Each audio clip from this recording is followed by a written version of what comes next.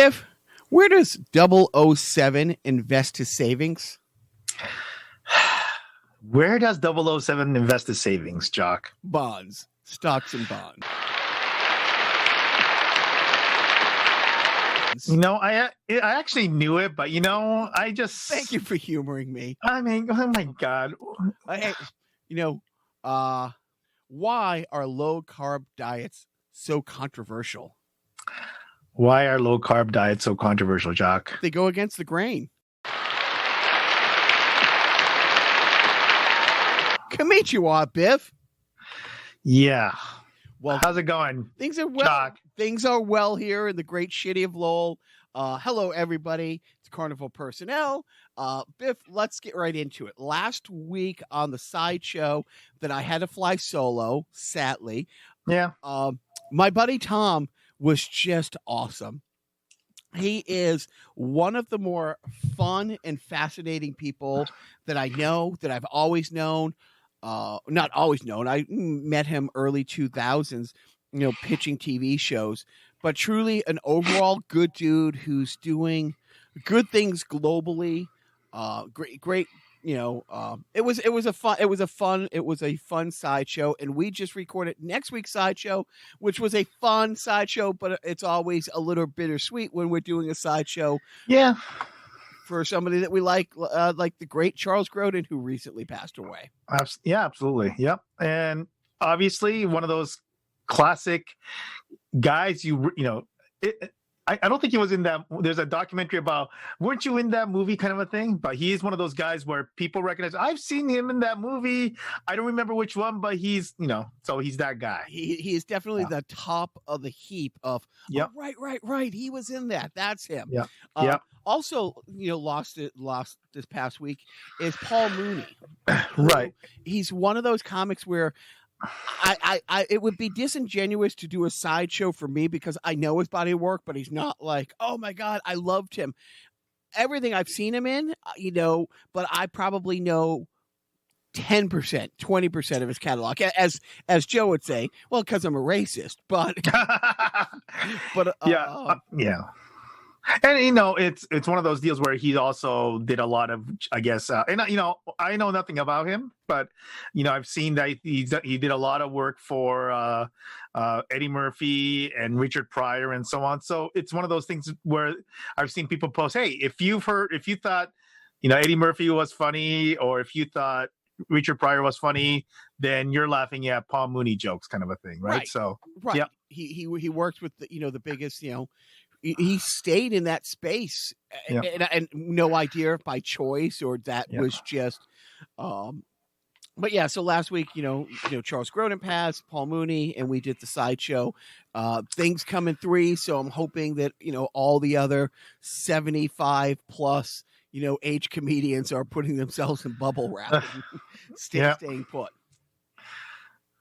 So they say anyway. Yep. And anything new and exciting happening on your world these days, Biff? And aside from, I'm just happy to be back on the ice, and the fact that NHL, it's that convergence of all of my hockey kind of coming together at the same time, right? So it is hockey season. Right. It's the playoffs, and you're back on there. Is this your 3rd skate coming up tonight? No, it's gonna be like my 5th or so. And it's just FNH, or you anywhere else? I have not done anything else at this point, mostly because I've been just so out of shape that I'm not gonna even try to do extra stuff. So I think I'm pretty close to. Last week I felt about maybe 60%, so of where I want to be, but on my end, I'm getting close. I'm getting close to having an official first draft of the script I've been working on for a while now. Nice. I feel very, very, very good about it. It's kind of at a frustrating / fun phase, because now it's the final draft, the final read through, and doing punch up. And I've been able to wrestle Joe, put him in a jiu-jitsu hold and get him to agree to, Zoom with me. He actually came over last week, and it was the first time in a long time we sat here and just worked out comedy, you know. Right, right. And it's on Zoom. It's great. You and I are Zooming, and it's great. There's a little different energy, you know, being in the same room. Absolutely, yeah, yeah. You can't. There are some aspects of just being in person that you just can't be, right? So yeah, And it's true. You know, there's joking in the locker room, and there's talking about the jokes you had in the locker room before, Yeah. type thing. But it has. Yep. It's, you know, we did it last week. We Zoomed a couple times this week, and Joe and I 50, 60, 70-ish% of the time share a brain, but it's the diversion where I'll say this and he'll say that, and which is great because it's like, oh right, that is saying the exact same thing, but it's a little, it's that 20% funnier that way, or he'll say it this way, which makes it just a tad bit funnier, but it triggers me thinking, what if we said this? That triggers him saying that. And so that process has been fun. And so what's going to happen is hopefully over the next, I have a self-imposed deadline of June 1st, which is a fictitious, not pulling a number out of the air, but at the beginning of the year, I'm like, here are the goals, here are the markers to stay on track. I don't want to turn it into who I have to turn it into unless it's right, because it goes from the pass I'm doing with Joe to my friend Jenna, who will, you know, she'll clean it up. You know, she's an amazing editor. She's also very funny herself. So she'll come back and say, I fixed all this, but I flagged these 4 places where, and she's been great. Some of her notes are like, you're funnier than this. Like, and she can be so cold and just right in my face about it because she's right. You know what I mean? She'll be like, this is funny, but come on. And she goes, you can Jacques this up more than that. Come on. I mean, ultimately, right? I mean, you actually are, you know, you don't have the God-like egos to understand that what ultimately what you probably want is the best product possible, right? I mean, that's ultimately what it comes down to. And it's great. And it's great that, you know, Joe will say, yeah, this is funny, but this can be funnier. That she can say, yeah, this is okay. You can go out with this, but, and she'll either make a suggestion saying, hey, think about this or think about this, or she'll just be like flat out, it's like, you know, come on, you're better than this. You can Jacques this up. And to be able to have people like that who are talented and funny, it's made this process. When I make a list of all the things I've ever wanted to be in life, you know, I wanted to have my number retired by the Bruins, obviously, first and foremost. You know, I wanted to be, you know, the next Keith Moon. Why would you bring that up first? I mean, I think your first should be, I mean, really the order is Stanley Cup. Yeah. Right. No. And then the second is Stanley Cup with the Bruins. Yeah. Right. And then the third would be, you know, Olympic gold medal. Right. I mean, so let's, you went straight to, you know, so basically you went to Cam Neely, right? You went to Cam Neely. Instead of going, you could have gone to like Bergeron, but you went to Cam Neely first. And so, but when I think, you know, then I wanted to be Keith Moon in a generationally, decisively, you know, top 3 band of that era type thing. And then, you know, but all along, even as a kid, you know, seeing Oscar Madison, I always want to be a sports writer or a comedy writer. So even though this will not get read by anybody, well, it will get read by a couple. Anyways, it won't go anywhere. And I know it, but we hope it will, right? We hope it will. But I'm loving the process. Yeah. You know, and it's the same thing. So that is moving ahead. I'm very excited to send it out, you know, even like to you and Tommy. And it's funny because in writing, they call it, you know, you have to be able to kill your babies.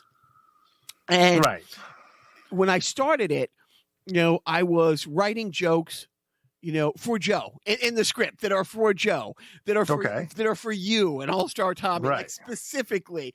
And as each pass went by, I had to comb the clubs out. It's like, this is funny to your 5 friends in this part of your life. This is funny to 4 people over here, you know. But I'm excited to put it out there. The process has been fun. Joe's been so crazy helpful. You know, Jenna has been just, you know, instrumental. So it has been a fun process. Also, when I was getting ready to do these tours that haven't happened, obviously because of COVID, and maybe I really last year at this time enjoyed writing comedy with Joe and getting ready to do stand-up. Actually, the year before, like November and December of 19, I started because the tours were supposed to start in March. Okay, yeah. Well, then, I there's no, obviously there hasn't been open mics. There haven't been this. So I put together this little collective, which again, Jenna was part of, my friend Caroline was part of, Joe was part of, and a few other friends.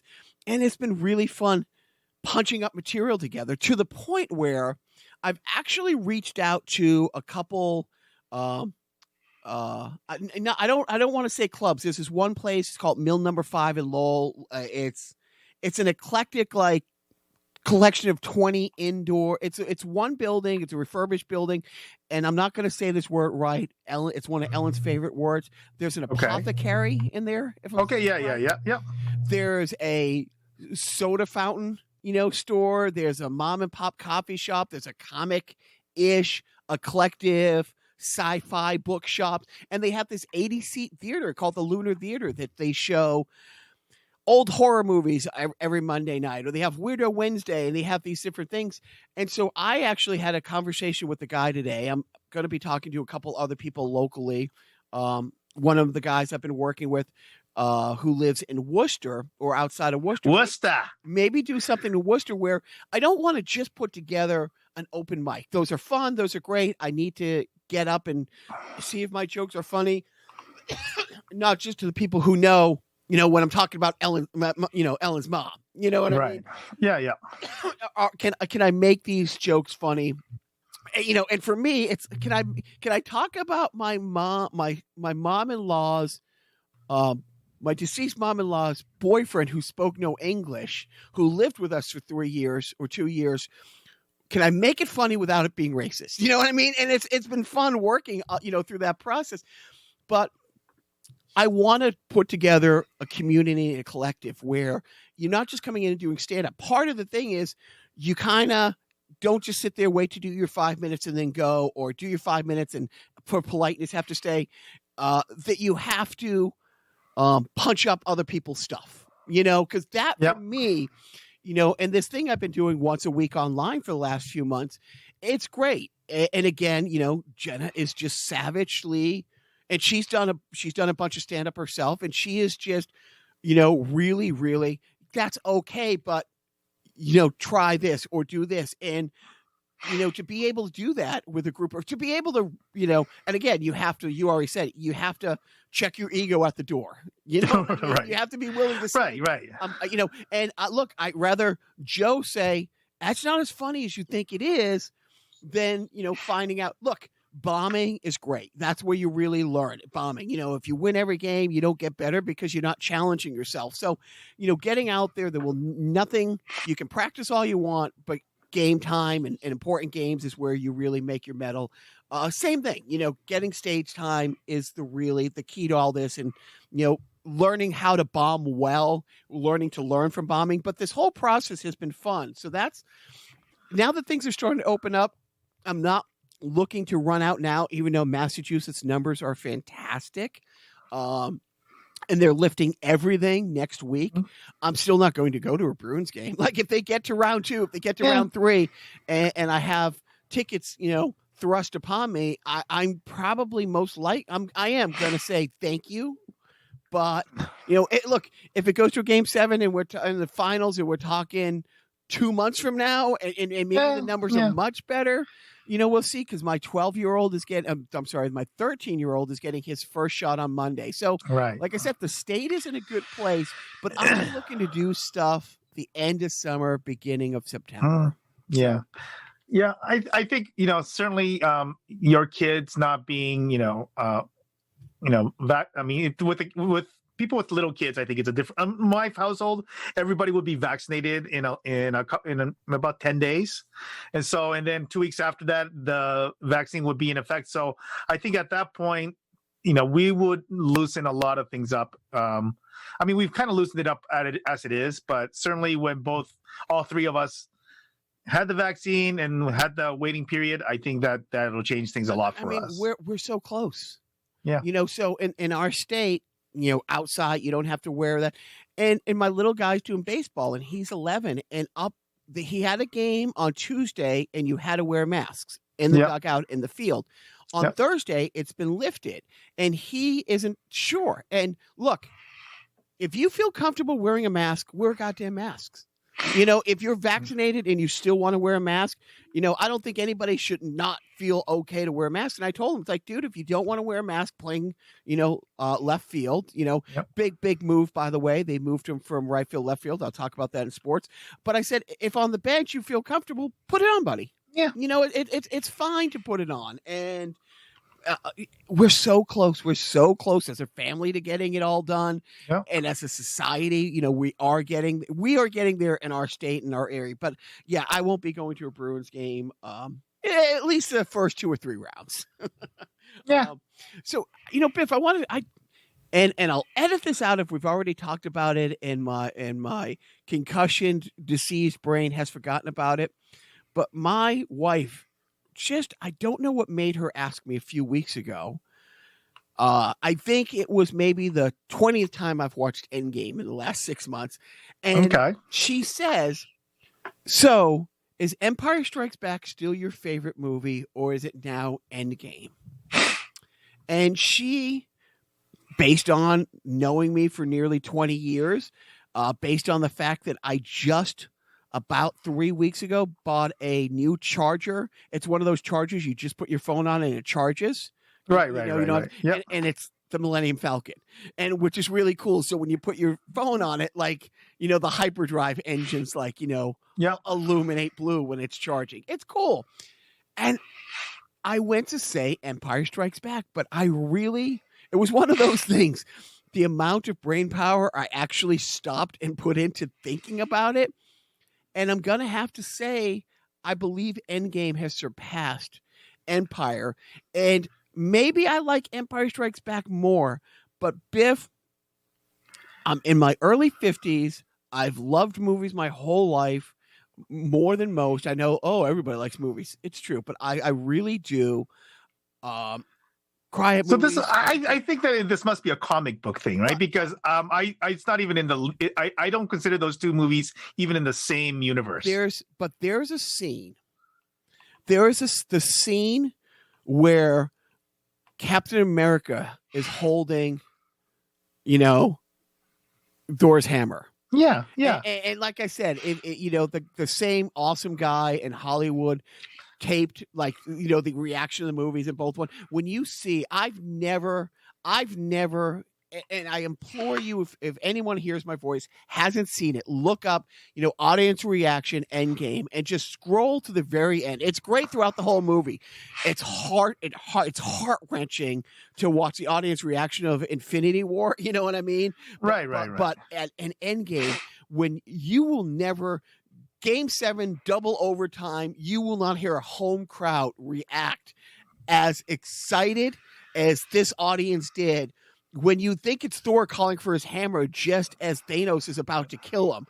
And Thanos gets clocked in the head with, the hammer, and you see the hammer fly, and you see a hand grab it, and it pulls out, and it's Steve Rogers. And that one moment of him with the broken shield, bloodied from the face, holding the hammer, that is 22 movies over the course of 12 years converging on that one moment. And I'm like, if Endgame isn't my favorite movie, that 5 seconds of film is my favorite 5 seconds of film ever. And I feel pretty confident saying, sadly, that nothing I will see in film will have that much of an impact, because I have the original Infinity Gauntlet story from the early 90s, the six episode arc that it was based on.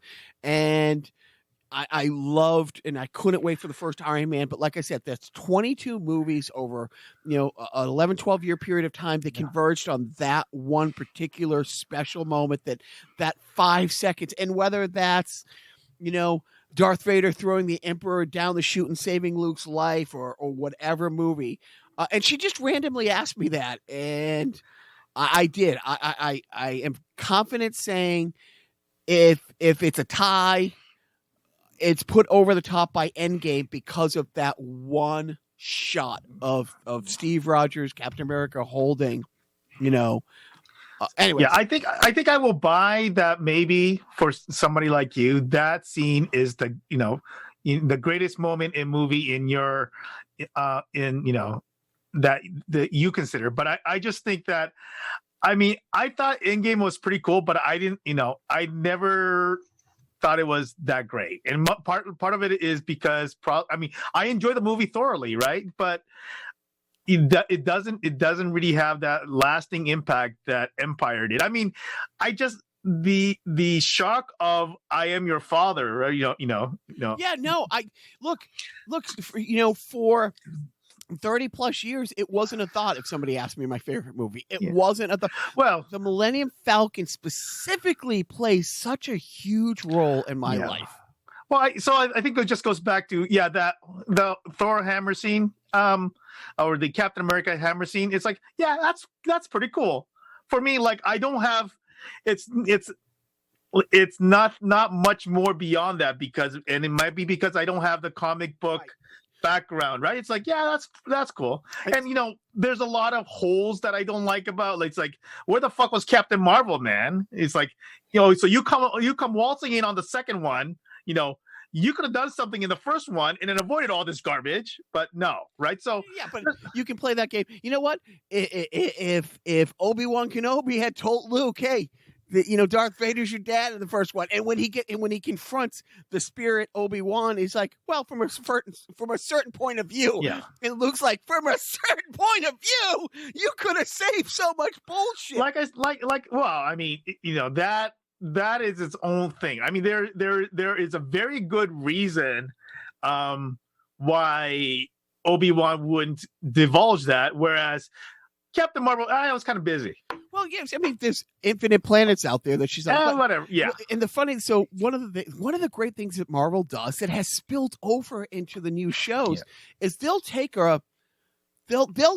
leave a breadcrumb 8 years ago on a throwaway scene. Yeah. That they pay off, and Falcon and the Winter Soldier, like, honestly, 8 years, 10 movies later. And there's a scene in Age of Ultron where Tony Stark's having a party at his house. The party's wound down. And it's like F&H. It's just the regulars. It's just the last 6, 7 of us. You know what I mean? Yeah. And Thor, and, it picks up halfway through the conversation where somebody's like, so if I can pick up the hammer, I'm the king of Asgard. And he's like, yeah, that's how it works. And so they all take their turn trying to lift it up. And, Tony Stark even puts on an Iron Man glove, and War Machine puts on a glove, and they're trying to use, and it's like, it's a magic trick. It's this, that. And he goes, no, you have to be worthy. And Steve Rogers goes to pick it up. Biff, it moves a quarter inch, just a quarter inch. And you can audibly hear Thor's sphincter close up, like, oh shit, and my wife forever has had the theory, like, instantly that night we're leaving the theater, she says he could have picked it up if he wanted to. He kind of wanted to let Thor know, it's like, I'm worthy, and the powers bestowed upon, Majoran know that I'm worthy, but as a solid to you, I'm not going to pick it up and take over Thor. And so, and again, so she had that feeling. And as Thor's about to meet his demise, and then all of a sudden Thanos gets hit, and the hammer flies back to Rogers, and he turns like 80%, as he catches it. And Thor yells out, I knew it, but excitedly. He's like, oh, dude, that whole thing. But yeah, it's tough for me to say because honestly, I love everything about Empire. It's like, I have ice cube trays that are Han Solo frozen in carbonite. It's like, I love everything about that. But if I'm going to say, if it's 1 and 1A, if it's a tie, that is my favorite moment in cinema history. And I hope, it's like when Milt Schmidt used to say, if there's somebody who comes along who's better than number 4, I hope I live long enough to see it, you know? And when Milt Smith said that, you know what I mean? You're like, yeah, okay. He was there the day they invented ice, not hockey. Milt Smith was there when they invented ice. But I hope something surpasses it. I do. I hope something surpasses. And it's funny when you're talking about plot points. You can shoot holes in any movie. I mean, that's true. Star Wars is not a good movie if you look at it from these faults, you know, but you know, you got to be an asshole and want to find faults in it. And so as Joe and I go through the script, you know, there's some things that are just the way they are. And Joe has come up with, and I don't know if it's an old writing term, and he'd be like, okay, why is it like this? Are you trying to say X or are you trying to say Y? Are you trying to convey this or is it just reasons? And there's some things that have to be fixed. It's like, that's what Joe is doing. He is like, okay, we need to put spackle over this, you know, but you know, that can stay. You know what I mean? But yeah, and every movie has, why did that happen? Reasons, you know, and you just move on. I mean, listen, comparatively speaking, I think I think this is where my lack of comic book background puts me in a very different place than you, because Endgame was there was comic books surrounding that Endgame story, right, to some degree, right? As I understand, right? And when I watched that movie, I'm thinking, you know, this is kind of like the cannonball run of superhero movies, where everybody and their sisters, it's like, you know, you threw in all the all-stars. Whereas if you ask me about Empire Strikes Back, right? I mean, we're talking about, we have these core characters. The newly introduced character is Yoda, right? But it's not this, you know, we have the same kind of this core cast. So I think in that sense, obviously because I don't have the background, I have a different opinion going into it also, right?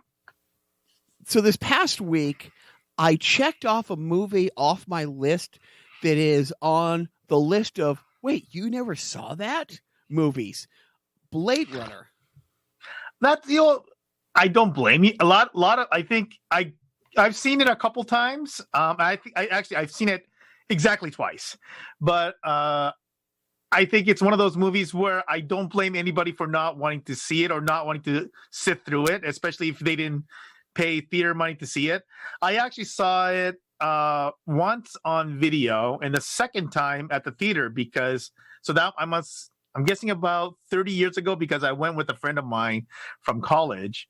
So whenever the Blade Runner director's cut came out in the early 90s, I want to say, or maybe the late 80s, that's the last time I saw it. So, yeah. So it is, because it's Harrison Ford, you know, and think about my age and when it came out and the fact that it was. Right. So did you see Frisco Kid? I did not see Frisco Kid, but it's not a and you call yourself a Harrison Ford fan? What the hell? A sci-fi fan or an action adventure. But it's a comedy. But back then it was Star Wars, it was Indiana Jones, so I never saw it. But it's one of those movies where people will reference it, and I know the references. You know what I mean? I'm a pop culture guy, so you can't not know a certain level about the movie and about this and that. And what's interesting is I think because of the Academy Awards, when he came out to give the award for editing, and he had the notes from the studio about the editing that he was reading off, and it was like, it gets worse every cut. You know, why do you do that? And so management and I sat down, we're going to watch it, and she's like, yeah, I can't believe I didn't see this either. So I get it. You know, I think I bought it. Yeah, I bought it. And the way I work, it's, if there's a movie and there's a director's cut, of course you watch the director's cut. You know, that's the guy whose vision it is, you know? Yep. And so we watched that. And as we're watching it, because it is a slow movie, we have time to do the Wikipedia, the reading things, the reading about it. And it turns out, as soon as I told a few people, I watched Blade Runner, they're like, which version?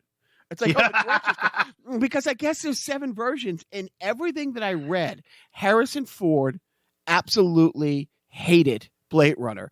Ridley Scott absolutely hated Blade Runner until the director's cut, because before that, there were, you know, the studio because he was under contract, made Harrison Ford come in reluctantly after the movie was shot to do the voiceover because there was no narration.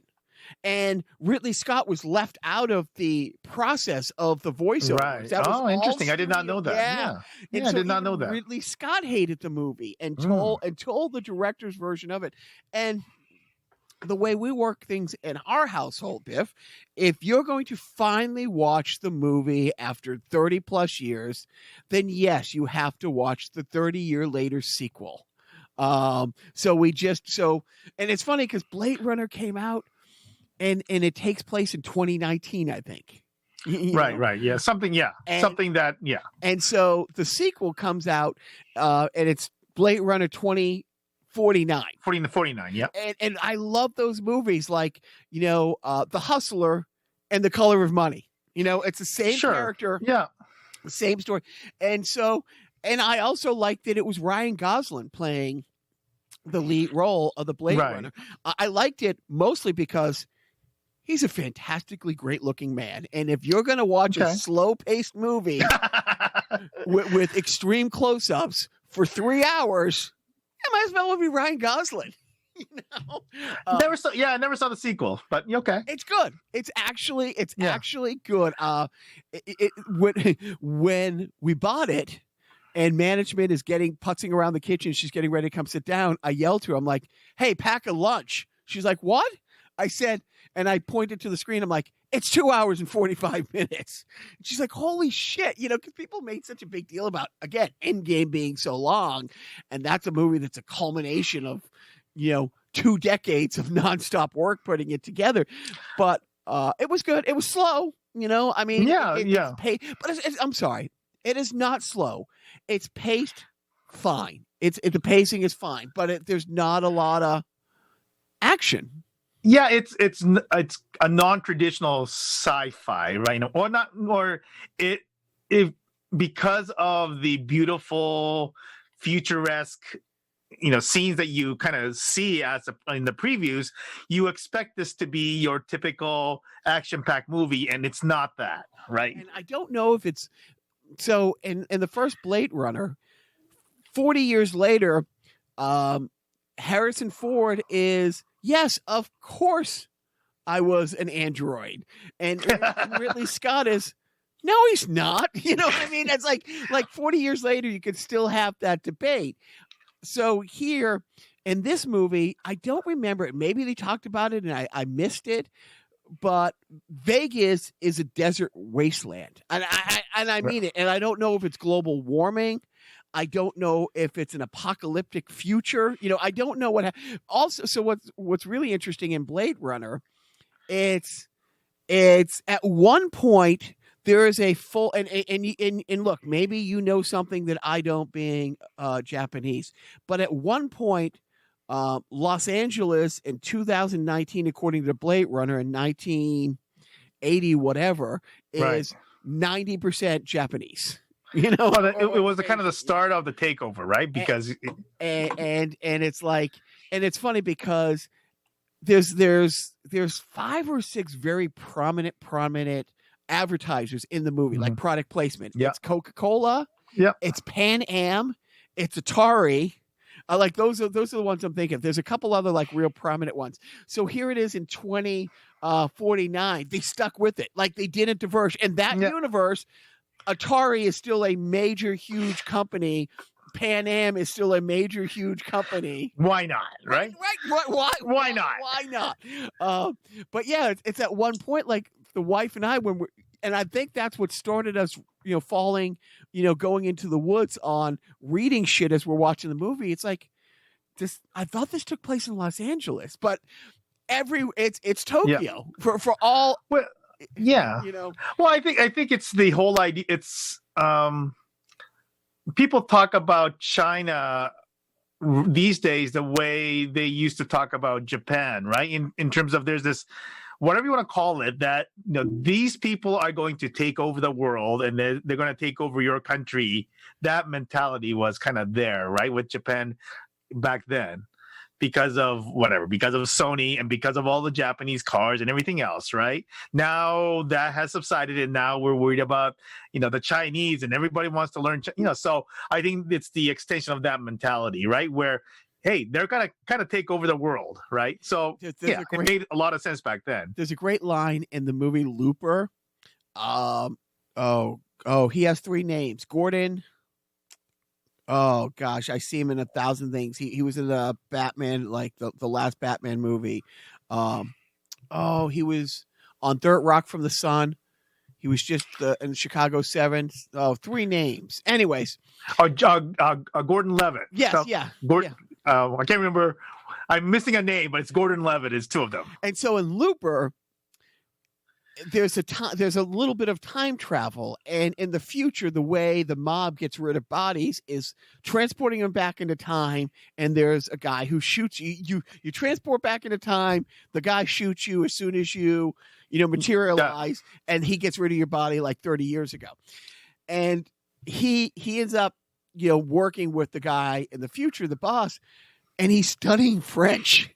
And the guy's like, "No, you want to learn Mandarin?" It's like, "No, I've been working on French for a couple of years." And he looks at him and goes, "I'm from the future. I'm telling you, learn Mandarin." It's such a great line. Yeah. It's such a great line. So yeah, I got that over. So now, and again, when you put on the rundown, the crime wave that's hitting Japan, and you send the link. Yeah, I can never find the play button, and I mean that. I have to learn the Japanese character for play, or you know what I mean? Because it's not like every time I look at one of these news stories, I see the screen pop up, and then I don't know what to click to make it play. Right, but now you probably saw 2 women. Wearing the masks, yes, right, on the thing. Yeah. So the gist of this story is that these 2 women were arrested for, I guess, theft. But what these women would do is they use social media. There's a social media app called Line that is big in Japan. And essentially they said, "Hey, we're available for hookups, want to meet up?" And then these idiot men would say, "Yeah, that would be awesome." And they meet at the hotel and say, "Yeah." Then they go, "Well, yeah, why don't you clean yourself up and I'll be waiting right here." And while the men are in the shower, these women would essentially take all of their valuables. And by the time they're the guy's out of the shower, she'd be gone and all his valuables are gone. And it's one of those crimes where you don't really report it. It's like, well, officer, I came here to pay for sex. And, hey, man, that guy stole my cocaine, officer. Go get it back. So I think part of it is that they probably had to report it because it seems like they may have lost things that did not belong to them, right? Right? Like they came in like, I'm reading this at work, which is probably on its own very bad. And they say, "Hey, I'll just drop by on the way home from work. I have my work laptop," that kind of stuff. Okay.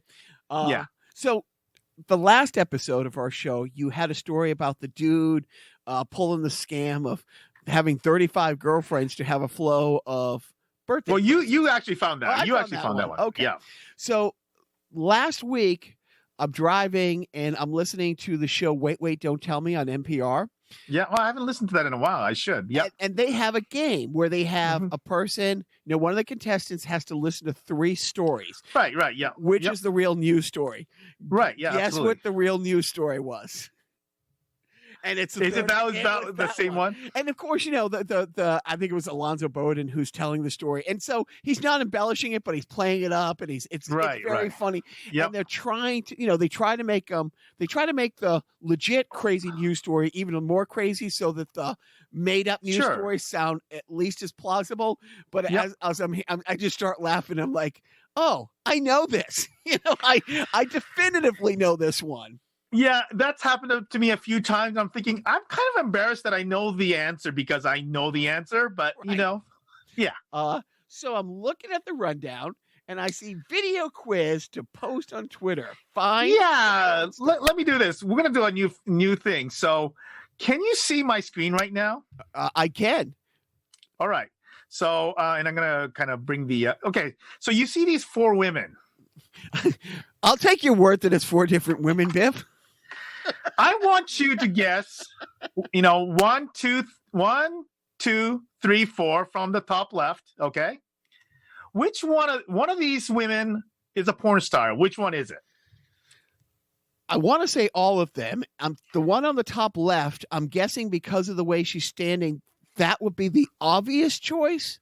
So I'm not going to go with the obvious choice. I'm going to go with the top right.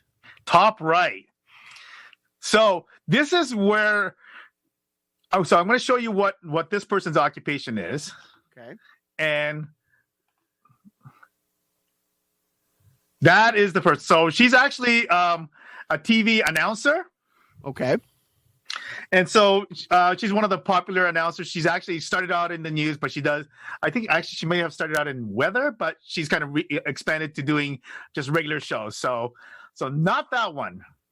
So take another guess. Bottom left. Bottom left. Okay. So that is the wrongest of the answers for 2 reasons. Okay. For 2 reasons. Number one, this was the only one in which you had the slightest of chance of figuring out who this is. Okay. That's part 1. Okay. Part 2 is that this is the only one of the 4 who is underage. And let me show you. That's the same woman 8 years ago. Wow. I'm saying, wow, she is the little girl. The little girl from the Pacific Rim. In Pacific Rim. Oh. Right. Mako as a kid. Oh, right. That's great. Yeah. Okay. So I had said top left is the obvious one, and then the bottom right would be the second obvious one. So I was trying to not go with the obvious one. So like I said, top left because the way she's posed, I will say bottom right. Bottom right. Okay. Bottom right. There you go. She's actually a shredder. Dude, she is.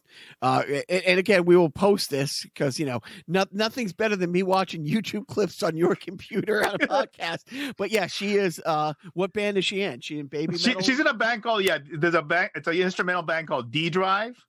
And so, yeah, she's actually a guitarist. So, yeah, this is the other one. And that's her in her, right. The top left one. Yeah. So I made the most obvious one, the one that I want, what you wanted you to guess. But yeah. But she does. She looks like a school teacher trying to be naughty. That's correct. And so when I saw the pose, I'm like, I want to say that one, but no, that would be too much. Yeah. Wow. I can't. So it was the easiest one. This is the easiest of the quizzes that I'm going to give you. Yet it is the one where, okay. I thought maybe you would overthink it. I did. I completely did. You solved this one-piece puzzle over here, Biff. Congratulations. Right. But I love the fact that your second choice was the one underage girl that you actually potentially could have recognized. But not that it's easy, right, because we know how you people are in terms of telling us apart. But whatever. Hey, by throwing a blanket statement about me, about throwing a blanket statement about you. Yeah.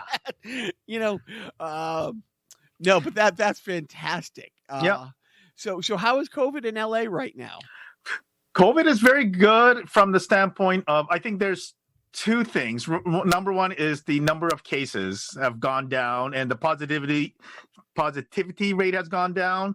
And the vaccination rate is also very high, relatively speaking. So, but I think we're getting to the point that we're seeing everywhere else where there's plenty of people that need to be vaccinated, but because of the whatever you want to call it, the hesitancy, whatever it is, the vaccination rate has slowed down, right? And so if you want to get vaccinated, it's really literally a walk-in situation, as I understand it, where you just walk in and get it. How is the vaccination going with people homeless and housing insecure? Are they going to these encampments and and vaccinating people. Are they paying? Because you see around the country, Right. people having a shot in a beer to come and get vaccinated. It's like you get a free lottery ticket to get vaccinated, like that kind of stuff. Yeah. So there are efforts. Maybe not. It hasn't necessarily gotten to the point where they're reaching out to let's say the homeless, but they're definitely providing means for people who don't have a way to get to these vaccination sites. I think right now, both Uber and Lyft are providing free rides to vaccination sites. So there's things like that going on to try to get people vaccinated. But I don't know that they've gone as far. I think that they have made some attempts at specific sites, but obviously, the people who are actually, homeless, I think there are some more efforts that probably could be made to get those people vaccinated. Yeah, because that is a pretty large community in Southern California right now that it can't be overlooked. What also can't be overlooked, and we're not going to talk too much about news, but I thought that Jared Kushner fixed the Middle East a couple years ago. I thought he solved all the problems. I'm looking at the news over last week, and I'm very confused because I thought they went to Jared. Yeah. Well, let's just say that there are people dying that shouldn't be dying, right? I mean, kids shouldn't be getting bombed, right? Hospitals shouldn't be getting bombed. I mean, it's horrible right now. Now, you know me, and so a little bit racist, of course. Partly misogynistic, yes. Yeah. Anti-Semitic, of course. With that said about myself, I would like to say for me and for people of my ilk, you can say Israel is being an asshole without people saying, "Oh, you're being anti-Jewish or anti-Semitic." Well, because in your defense, you're anti-Semitic, but you're also anti-Muslim. So So given that, but seriously, every time you see, because I remember when I was in Qatar and some stuff was going sideways there, and Israel said, we have the right to defend ourselves. One person got killed. Yeah. If one person gets killed, it's awful. It's not just a number. It's not just a news story. That one person was a son, was a daughter, is a dad, is a brother, so one is too many. But on the other side, there was like 1,200 Palestinians. And it's like, right. It's not, they're throwing rocks, you're throwing, and I'm not smart enough to even say I know what I'm talking about, but it is one of those things where I'm not a fan of Netanyahu. I'm not a fan of what the last administration did to specifically say, here's everything we can give you, Netanyahu, to help you politically and to help Israel. At the same time, we're completely disregarding, like they didn't even have the other side at the table, right. And it's Hamas, a terrorist organization that is doing awful things. What little I understand about it, it's like, yeah, you know what I mean? It's like they're not this beloved, benevolent entity that's speaking for all Palestinians. But again, my ignorance is prevalent here. But until you have a two-state solution, this will go on. And I think the difficulty really is that when you talk about this thing, both sides can say, well, you did this, but you did this, right? I mean, and so we don't know what started when, like how, you keep going back one step, right? Every step you go back, so, one side or the other, but ultimately, right, when you see, children getting killed, and when you see, and once again, when it happened to Jewish kids getting murdered as they walked home, the same thing, right? That they should not be part of this, right? And it is. But and I was listening to so many different talk shows this week, and there was different spokespeople, from Israel saying, well, we have this land, and sure, we came in and took this land and these homes in 1948, but they shouldn't want to take them back. You know what I mean? It's like, and they wouldn't start the discussion of anything that happened before that time. Yeah. And it's like, dude, if you want to say, you can't say that. You can't say, okay, we're going to start from this point on. It's like here, it's the same thing in our country. And luckily for us, what's starting to get a little bit of press. It's not going to get as much press as it should. Unfortunately, the findings came out last year when there was a little shit going on. But the land grants that universities have in our country, there was a huge study done. It was over a 10-year period of time when different colleges and universities around the country were gifted land by our country. Here you go, clear and free. Start your university here. Start a community here. Yeah, the land, surprise, surprise, surprise, was still owned and treated to Native Americans. That now it's coming up, and we're talking big places like Yale, a lot of Ivy League stuff. And, I had not seen that. Yeah, and a lot of colleges are starting to say, I'm trying to think. There's one university that's named for the guy who basically signed the land grant things to them, and their hall is named after this guy. It's like, yeah, he broke a treaty and just gave this land, and what are you going to do, Native Americans, type thing at the time. And so, yeah, I mean, these treaties go back. These are not simple solutions. I should not be talking any further about it. I shouldn't have even talked about it all, except for the fact that a couple years ago they were applauding the Jared Kushner fix the Middle East. Well, no, I don't think any.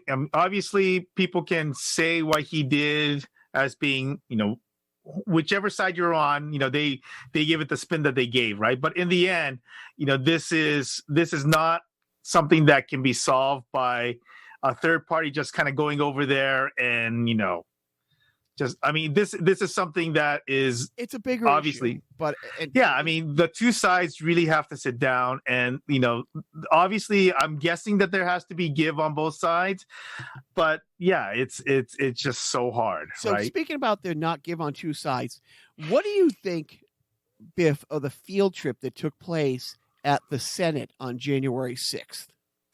Yeah, I've taken field trips close to there, but it was, let's just say my field trips in that area was a lot less exciting than the field trips that I saw on TV on January 6th. On all the field trips you went on, and look, there was a Jacques in every one of your classes who got in trouble at every field trip. Am I right? Sure, yeah. How many of your classmates and your cohorts on field trips from kindergarten on, from Tokyo to Toronto to Hawaii, how many of those field trips wound up with federal crimes and these people being held without bail? Well, those are alleged crimes. So let's not make accusations. Right. I mean, this is innocent until proven guilty. Now, it is factual that police officers died as a result of this. So officers, as in plural, right? Okay. Well, but let's let both sides do it. And property was was damaged, right? Those are factual things, right? So a Target being looted in a BLM protest that got out of hand is pretty much the same as beating a cop to death with an American flag, correct? I'm sure it is, right? I mean, that sounds like the same thing, right? So what upsets me so much, and it's this, what upsets me so much is not the GOP. It is not McCarthy. It is not Mitch McConnell. It comes back to what I've been saying for months. It's Joe Manchin. At what point does he have to say, oh, wait a minute. So you negotiated for weeks and the Democrats, as always, rolled over and played dead.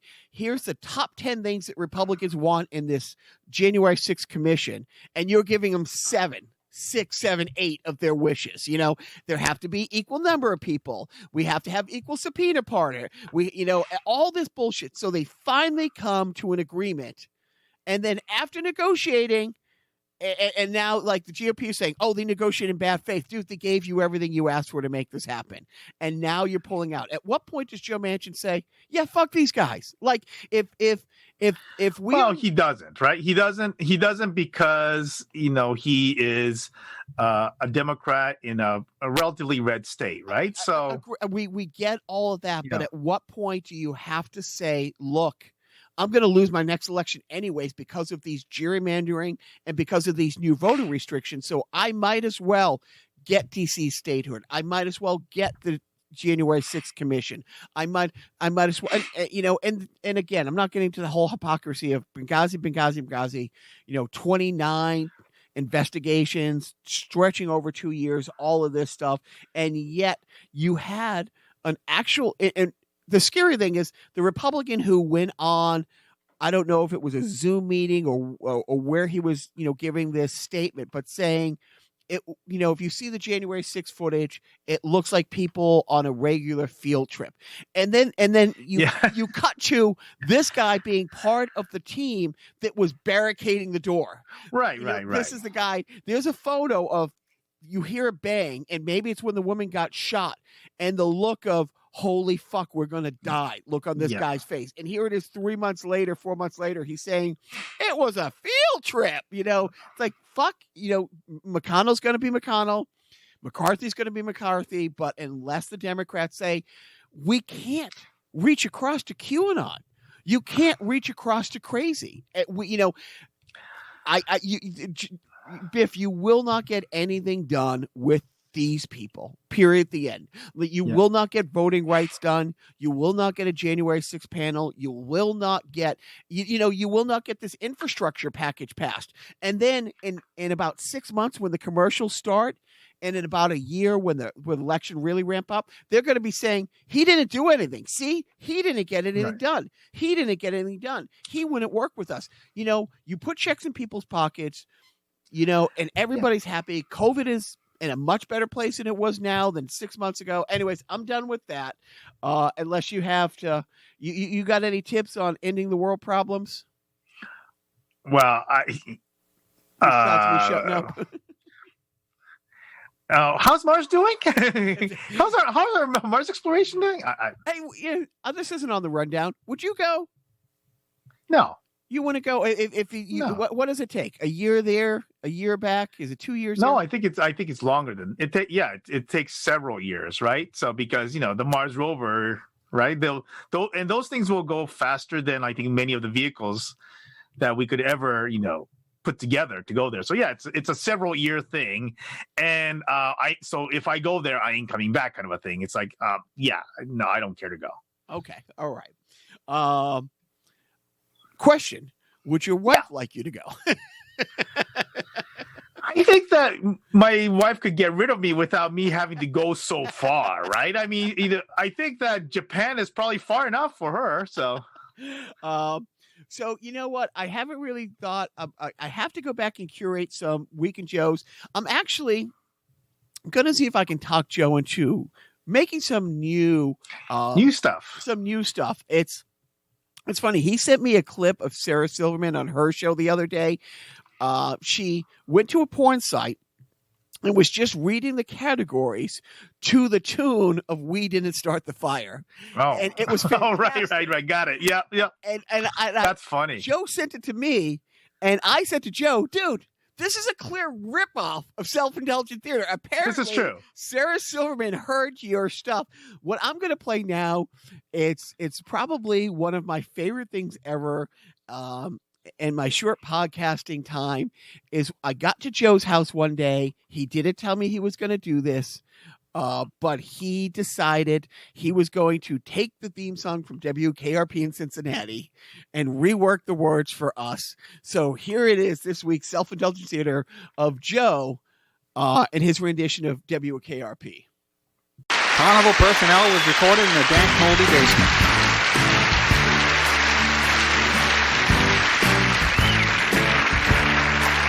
Joe and Jacques, it's Carnival Personnel. Joe and Jacques, to their wives this show is their personal hell. Well, the show sounds the same every single week. Pats are great, Trump is lame, and Joe barely speaks. Who you think still listening? Who you think still listening? Besides Jim and Biff, yeah. And don't forget Richard. Here's a random review. No one cares about you two, Joe and Jacques. Joe and Jacques, Joe and Jacques, Joe and Jacques. So, it's funny. I'm choosing WKP for a couple reasons. In my script, I reference Herb Tarlick Do you instantly know who Herb Tarlick is from WKRP? No, I actually never really watched WKRP. So, despite the fact that Lonnie Anderson was probably the hottest actress at the time, I just never really watched it. I don't know. Caltech, or were you in high school at the time? I was in high school at the time. Yeah, but you had full high school. You went to a challenging high school, and then you went to Japanese school on Saturday. I'm guessing you didn't watch a lot of TV. But you also have to remember that there wasn't that much else to do back in those days. So I certainly watched my share of TV, but that's a different subject altogether, because Hawaii is a strange place to watch. Not strange place, but it's a very unique place to watch TV, especially if you're of Japanese descent, because they literally have Japanese TV stations there. So, that's one of those things you look at, thinking like, huh. Yeah, that makes sense that became a state. It's like, sure, why not? There's literally people who were in these kids superhero shows, Japanese kids superhero shows, where they ran its course in Japan, but they kept on being played in reruns in Hawaii. And so you have multiple generations of kids who watch. There's this one show called Kamen Rider and another show called Kikaida. And the people who are on those shows would essentially go to Hawaii once a year, and they would do these appearances and these B, C list. I mean, we're talking about Japanese B, C list actors kind of essentially making a living doing this, once a year kind of a thing. So it was a very different, but that's a different, were there whole internment story. Camps in Hawaii? Was that? Were there internment camps in Hawaii?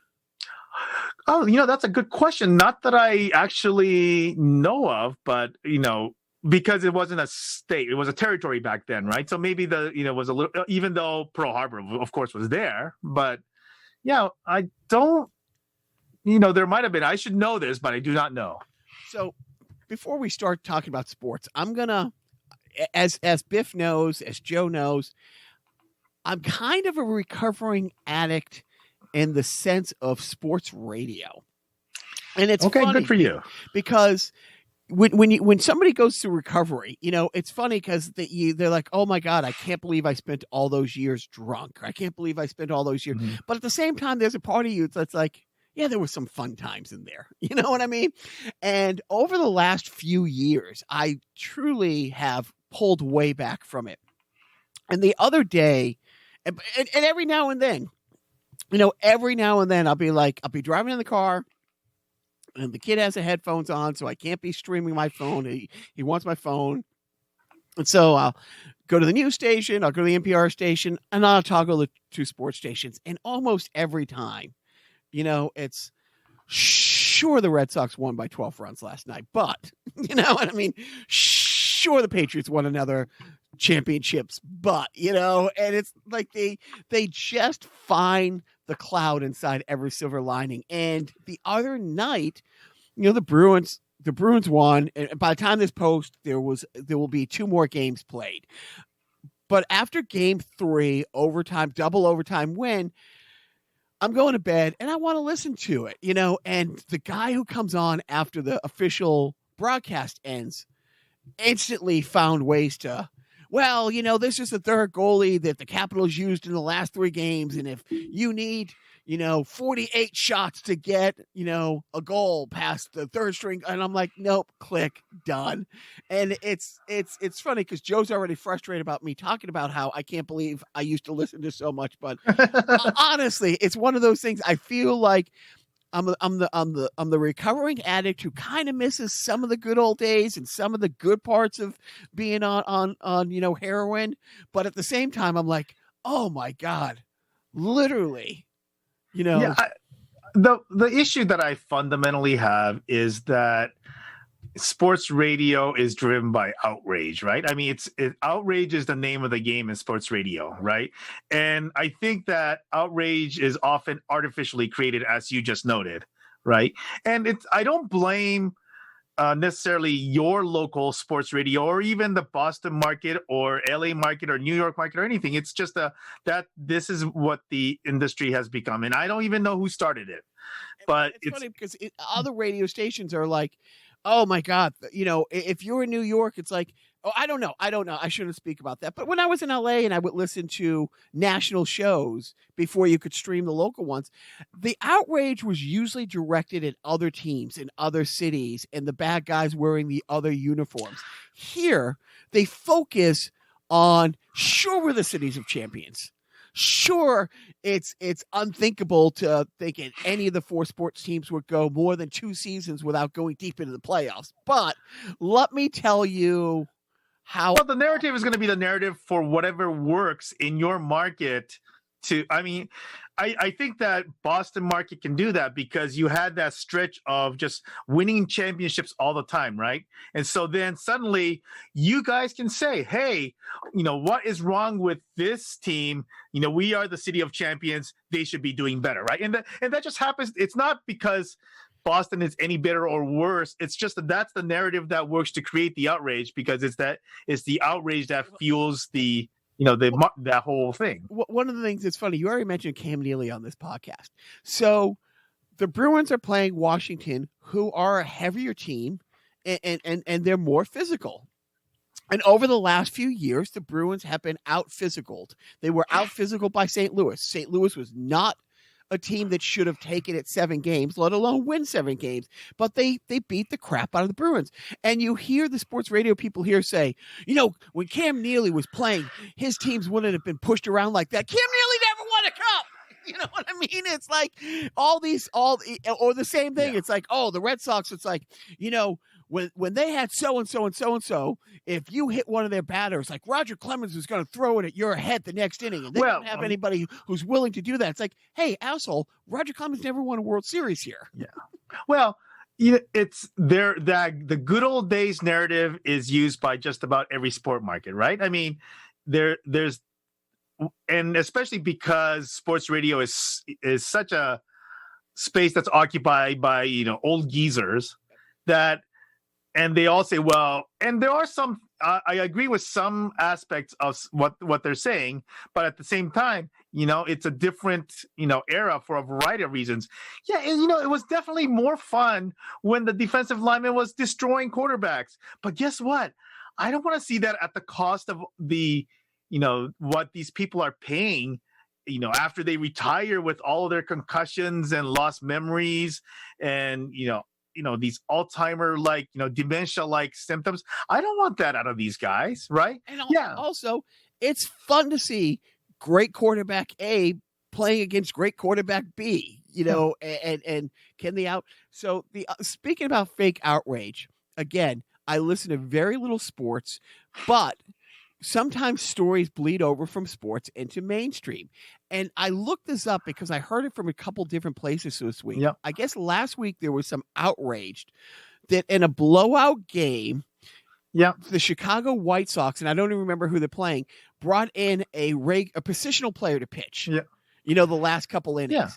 Yeah. And a batter for the Chicago White Sox had a 3-0 count. What do you do in pro baseball if you have a 3-0 count, Bill? Right, that's the code, right? You don't swing on a 3-0 count, right? And he took this guy yard. And not only did he take him yard, it's like, and then I looked up, that positional player has pitched many times, and one time he pitched 5 years ago and he got shelled. And then the next time he came in, he threw 7 pitches and got a strikeout, a ground out, a ground out. You know what I mean? So he's not a schlub, but the outrage of breaking the unbroken rule of, you take. Yeah, baseball has the dumbest, that whole code thing. Yeah, whatever. But and obviously, I think it became a bigger thing because Tony La Russa had to step in and talk about how you don't do this on my team. It's like, come on, dude. And Tony La Russa is close to 80. I mean, dude, just please. Why did you come back to baseball? Why did you come back? Honestly, it's like, dude, you're almost 80. They're having a problem getting young kids into the game. I'm thinking, look, I sound like an ageist. I'm not apologizing. An 80-year-old guy isn't going to get my kid like interested into who have these old term things, you know. And it's funny because my kid, and I'll talk about it in a second, because like, you know, baseball, he had a 3-0 count the other day, and it's like, dude, hitting the ball is a lot more fun than taking a walk, and he gets walked. Yeah. You know, he's made it to base the last 12 times they've come up to bat, and shockingly, 6 of them have been hits. But he got walked the other day, and he looks over and he's like, "Well, do I have to? Can I stand there and take a fit ball? I'd rather swing the ball." But on the pro level, it's like, dude, no, okay. The whole thing, when a team is getting killed, I the other day, because of me, just like you or Taylor, for some reason, when I got done watching the Bruins game, it was on the NHL Network. I turned the TV on the next day, and the Russian 5 is on. So I'm like, oh, I'm going to watch this again while I'm getting stuff done, getting the kids ready in the morning. I forgot that the game that Patrick Roy was shelled was against the Russian 5. And dude, it was embarrassing. Are NHL teams supposed to stop trying in the third period if you're up by 5 or 6 goals? But I mean, but Patrick Roy wasn't upset at the Russian, at the opposition, right? He was upset at what's his? I can't remember his name now. It's his coach. Wasn't it Tremblay? Tremblay, yeah, Mario Tremblay. And was he the coach? Because he walked over. Yeah, he was at the coach, but he walks over and tells the general manager sitting behind the bench. He's like, but in any sport, now, same thing with you. You're playing on Caltech and you're getting shelled. It's like you're playing MIT. And if it's one of those years where Pavel doesn't show up and, you know, a couple of other good ones, and you're down by 5 or 6 goals, is it more embarrassing that they pass the puck around and don't shoot? Or do you want them to shoot?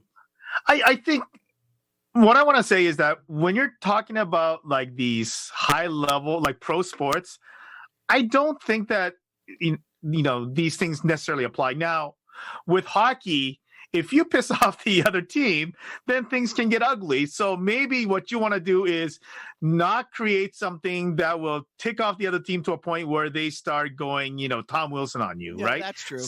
Right. So so you have to kind of keep that in mind. But, you know, it's the same. So once again, this is where you have the garbage, you know, code in baseball where if you say brush, a batter back, then the opposing, you know, pitcher is going to do the same thing. I mean, come on. Was there an unwritten rule in hockey that goalies wouldn't try to shoot at an open net? It never happened before. I think Hextall did it, and then it became, you know. Then now I've been in the building when a goalie did it up in Vancouver in like 2002, 2003. Yeah, you know, I don't know. Was it an unwritten rule? No, I mean, I think the unwritten rules, well, in hockey is usually has to do with it. What 90% of it has to do with fighting, right? It's like the fighters aren't supposed to fight the skill guys, right? You're supposed to fight with the like player. So, you know, it's okay if Matt Sundin fights Ray Bork, right? Not okay if but we're not gonna, you know, Tom Wilson is not going to fight, you know, Krejcik, right? That kind of stuff, right? You hope not. You right. I mean, but that's what we're talking about, right? So now we're into it. Now this is all Biff all the time. We're a week into it. We're at game 3 or 4 with all these series. How are you feeling about this year's playoffs? A lot of fun, right? Lots of overtime is great. Overtime hockey is the best hockey. Overtime playoff hockey is the best hockey. So it's been great so far. I think yesterday's Toronto-Montreal game was the only one that, well, not the only one. There's 2 games that have been a black mark for me. Yesterday was not so much a black mark as much as not because the Leafs lost, but because the way in which John Tavares, and I don't know if you saw this, but the way in which John Tavares got knocked out of the game and he had to be taken off on a stretcher. That's awful. I mean, yeah, it's just awful. And the fact that the Leafs lost is, you know, even though I'm a Leaf fan, it's completely secondary to the fact that, you know, a player, you know, was taken out in a stretcher. And I think that I don't want to get into it too much, but I mean, like not surprisingly, the Toronto Sun, you know, or what I like to call New York Post North, you know, that's a pretty damning indictment. Yeah, listen, their cover story was Tavares, and the title was Captain Crunch. And it's like, are you kidding me? Are you really serious? I mean, you know, so yeah. So That's awful. The other one is once again, shocking. Formerly Nazem Kadri, and his hit on Justin Falk that knocked Falk out for probably a few games. He's Kadri's on, I guess, indefinite suspension. I have not heard the final resolution because he was supposed to have an in-person hearing, and I had not actually checked on the outcome of that in-person hearing. But obviously, this is a guy who is a repeat playoff offender. And I don't know what you have to do with a guy like this, right? Because ultimately, he's hurting the team. He's hurting Colorado. He is an effective player when he's on the ice. And when you get yourself suspended like that, you take yourself out and you're causing essentially a distraction to your team. And this is a team that is projected to go far. So I think one of us projected them to go to the Cup. Well, I have, one of us projected them to win the Cup. So, yeah. So, and with the Bruins, honestly, and this is a rhetorical question. I'm going to ask anyways.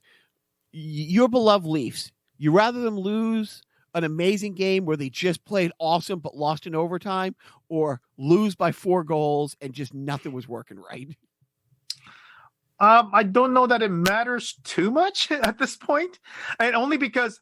So, if you would have asked me the question 4 years ago, then it would matter more that they were kind of close, because this is a team 4 years ago that was kind of on, was still trying to come up to that next level, right? Right now, they're supposed to be at the next level.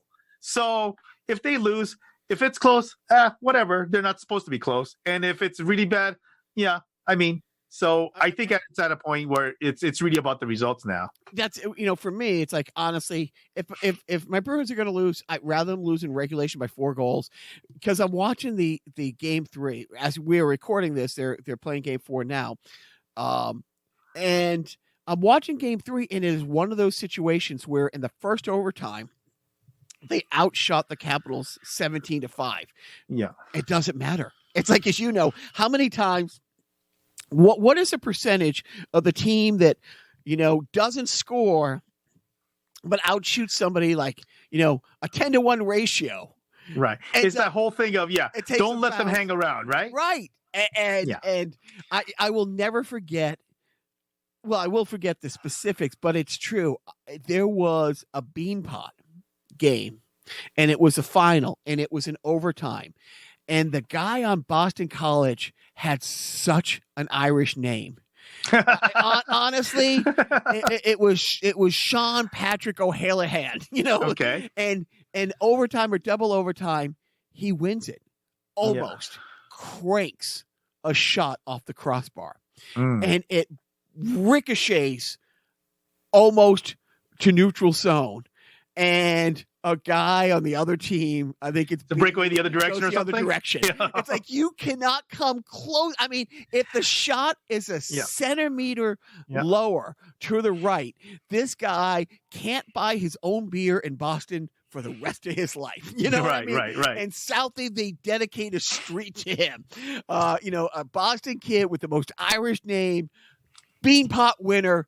Almost, but instead it goes, and it was one of those games where BU, I don't think, had a shot in overtime. And I think BC was buzzing. Right. And so the other night, I'm watching it, and here's the Bees buzzing, and they're circling, and they're, no.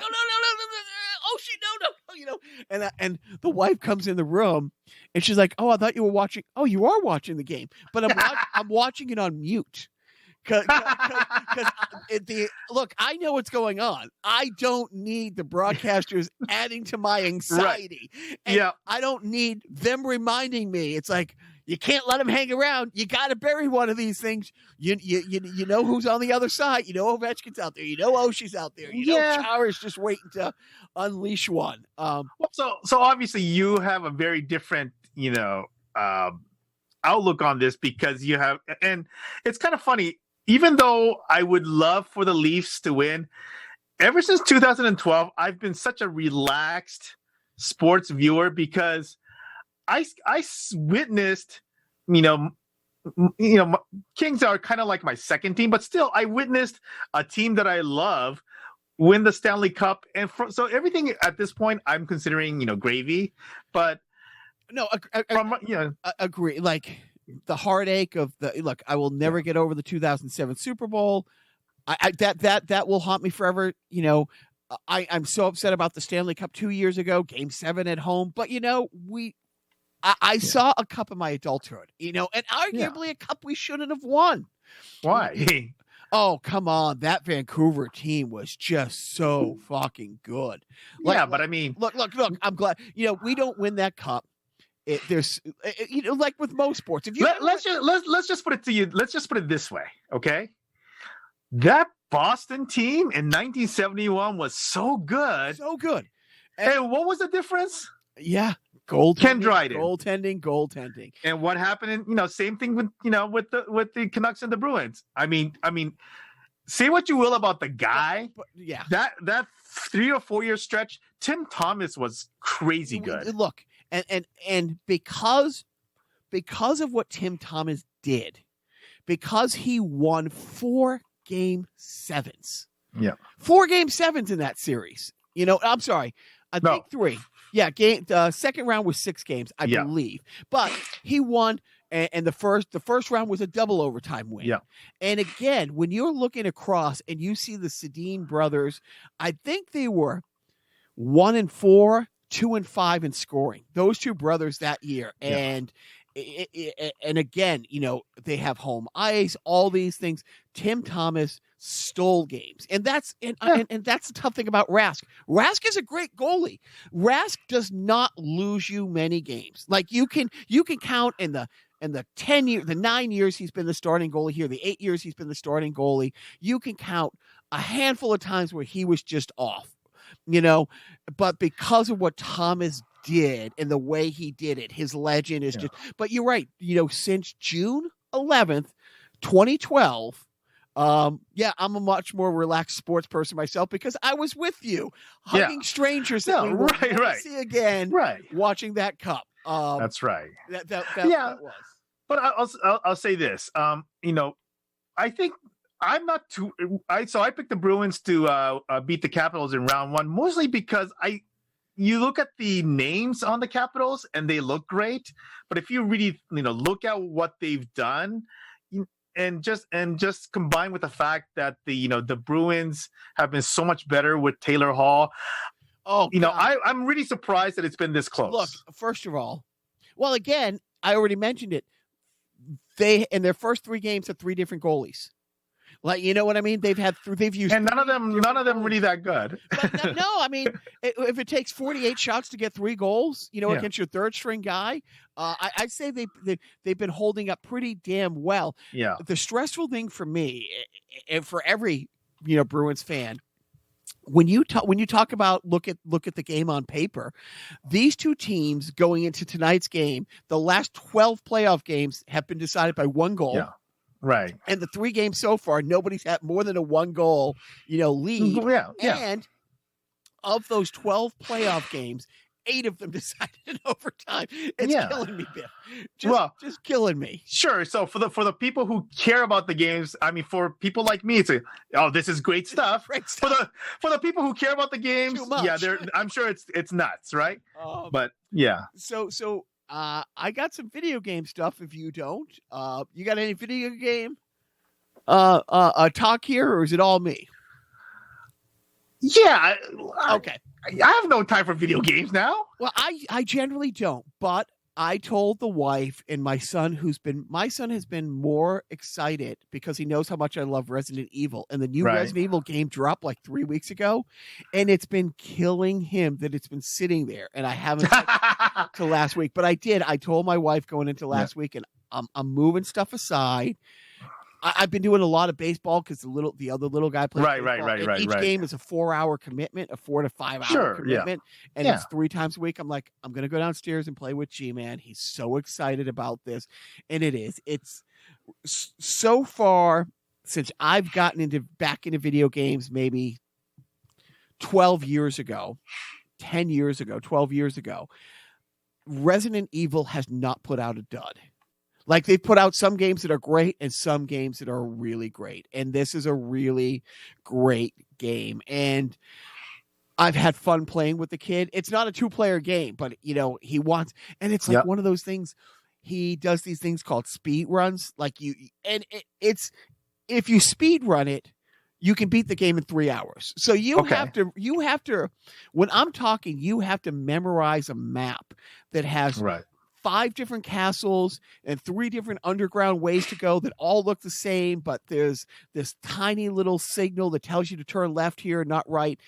And he wants me to watch him do a speed run. It's like, I want to play. I don't want to watch you, but it's the same. I don't want to be watching my other kids play baseball. So I will sit here and watch you with as much passion and enthusiasm and cheer you on like I do your brother.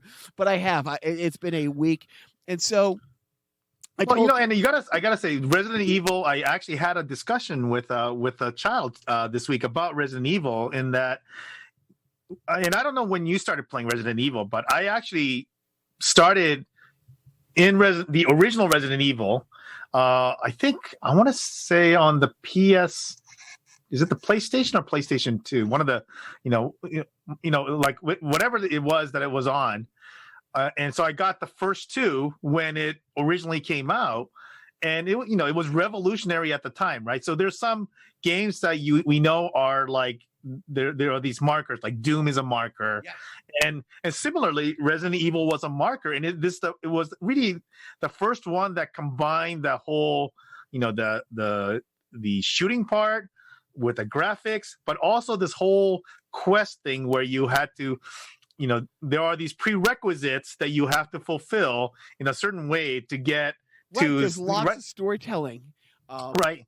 Yeah. So it was revolutionary in that sense. So, I think that's the greatness of the franchise, right? So my wife, she used to play games a little bit, but this is going back again, like 20 years when the Resident Evil, and she loves because there's lots of puzzle solving. Yep. And you will, as you go from this tiny village under this, and it takes you holding the run button 3 minutes to get from point A to point B, and then take a 2-minute elevator ride to the top of a castle. But along the way, you had a couple clues that, before you get into this room, this tiny little room has a note on the counter that if you don't go and check out, you look at the note, but you also have to flip the note over because there's a code. 20 minutes from now, you get into a room and there's a lock safe that you need to open. Yeah. And God damn it, you did it. Now you got to backtrack. And it's you have to pay attention to the little twinkles in the wall, right? Right, that kind of stuff. Yeah. And you have to remember, it's like, okay, especially the first 2 or 3 times, you can't fast forward through the cutscenes because this person's going to drop some breadcrumbs that you're going to need to piece together later. So it's immersive. It's fun. I used to, and by used to, I mean the last time a Resident Evil came out game like 3 years ago, I what you call 100% it. And they have all these challenges. So on this new game, it's a village, it's this, and it's an old village. It's in modern day, but it's a village in the middle of, it's always in somewhere Eastern Europe village. And they have outhouses. And one of the challenges, you have to open every outhouse door in the village, and there's a couple that are hidden that are down here in a cave, and you will have to play the game through a whole other time, another 3-4 hour playthrough just to open all the doors to 100% the game. And I've done that before, and I've told my son, much to his chagrin, dude, this has been fun. I've had a great week doing this with you, but no, I'm done. I wanted to get to the point in the game where it's what Resident Evil does is it rewards you for your time and effort, and you can unlock certain things, and you get to the point where you can unlock in this game and past games. It's been an infinity rocket launcher where for 90% of the game, you can just walk down the street and blow everything. But there's 10% of the game where, you lost all your equipment, and now you have to figure out how to still get from point A to point B without dying, and then you get it back. Once I got that, now a couple people have let me know, and I didn't want to cheat, but I did go online. There's a bonus setting where if you complete these 10 bonus levels, you unlock, it's not a lightsaber, for copyright infringement. It's not a lightsaber, but it's a goddamn lightsaber. And so I told him, okay, I'm not going It's a brighty sword. That's right. It's a brighty sword. I'm not going to go down that, I'm not going to go through the wormhole with you, but if you get it and unlock it, I'll come back and I'll play around doing it. And look, it's one of those things with, if I'm wired one night and management goes to bed, it's like, yeah, I'll go downstairs and play it, but I'm done. Like I had a great week of playing it. I'm glad I did, but now, so that's my video game thing. What are you watching? Are you watching anything good? I was told, and this cracked me up when I saw the rundown. I was told by the child to tell you about Invincible on Amazon Prime. It's great. He goes, yeah, you got to tell Jacques about Invincible on Amazon Prime. So, okay. And then you saw it ahead on the run. And there you go. Biff's 23, 22. No, he's 21. 21. Okay. So good. So he can run to a liquor store for you. That's correct. God bless him. I told my 13-year-old, I said, hey, I'm watching this show. It's a superhero show. It starts off like an animated CW show. A high school kid whose dad's Superman, and he is half of this species, this humanoid species, and he's supposed to get his power by now, but he hasn't. So he has the angst of that. He also has the angst of standing up for this girl at school, but getting his ass kicked by the bully. And he likes this girl, but he doesn't know if he can ask her. It starts off with that. Okay. And then all of a sudden it takes a turn at the end of episode 1, and it's like, holy shit, what the fuck did I just see? And it becomes The Boys on Amazon Prime, where you're like, holy fuck, this high school cute superhero movie is fucked up. That's what he basically told me. Yeah. It's great. Yeah. It's great. It's 8 episodes. The comic just came out. I don't think it's a 10-year-old comic. Okay. It's called Invincible. It's from Image Comics. I'm surprised. Well, I'm not that surprised. I mean, Image Comics is Walking Dead, so. Okay. It's a newer comic, but the series is great, and some good voice actors, on it. It's interesting that there is and obviously it's very different than, say, DC and Marvel, where you had a stylistic consistency, right? But it's kind of fascinating to see, the comics is kind of like the manga in Japan, but in Japan, a publisher doesn't necessarily have a style, if you will, because the way things work there, here, the way things work is that you're reading a specific line, right? So I'm going to buy the Iron Mans, and I'm going to buy the Supermans, and I'm going to buy, so that's the way it kind of works here, right? Over there, you're buying, or at least traditionally anyway, you're buying either a weekly or a monthly, book, kind of like a magazine.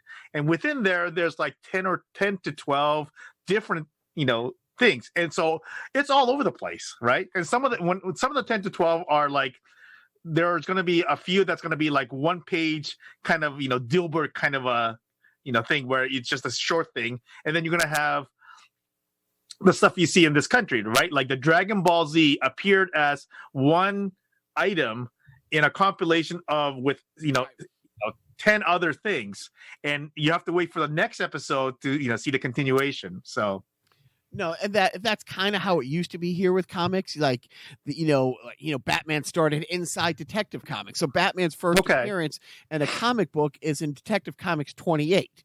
So there was, or 27. There was 26 iteration, storylines before that, and then you know what, this guy's really fucking good, we'll have him be this from now on. No, so it is, it's akin to that. Biff, you got a parenting tip this week? I will say that I think this becomes more important as you get older, because I have an adult child in the household, but I think it's important as a parent to be a friend to your child's friend, especially if that child's friend, are decent people. And so today, the son had a friend who visited before he was leaving town. So one of my son's friends is leaving town, and I'm the friend's dad, if you will, and it was kind of tough for me too. I mean, I'm gonna miss the kid. He's a good kid. Is he shipping off? He in the military? He's going away? No. He's just moving to live with another. He's been living with his mom and some of his siblings, but he's now going to move to Texas, where he has a brother in Texas, and he basically wants to kind of start up over there. Establish a life of his own, kind of a thing. So, good for him. He's being an adult, and obviously I'm cheering for him, but yeah, I'm gonna miss him. And it's a tough time for this to happen, because only recently has they've been able to see each other in person. Right. And so he's come over a few times ever since things have opened up a little, and we got our vaccinations and whatnot. So it's tough. So I'm gonna miss him, but I think it's important to essentially I don't want to be that jerk parent that essentially acts like these guys are just I don't want to be. You're gonna have friends your whole life. You're gonna over right. It's not like what's his face from that 70s. I don't want to be Red from the 70s show, right? Well, don't be Red. No. Yes, I mean, oh my God, Red Foreman unfortunately has been more of a mentor to me as a dad than he should be. At the same time, I will say, if you watch the end of the series, he really ends up like really liking the kids, like really liking Hyde and stuff like. What part of Texas? Yeah. What part? What part? Was that? What part of Texas is? It's going to be in the Houston area. Oh, Houston's a fun city. Yeah, Houston's great. As long as they're they're not underwater. Oh, that's that.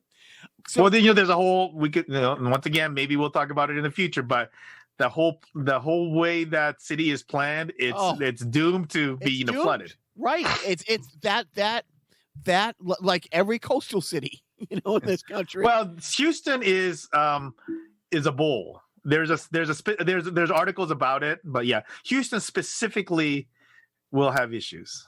Yeah. So here's my parenting tip. It's going to be a little bit lengthy because it comes with a story. Oh, what a big surprise!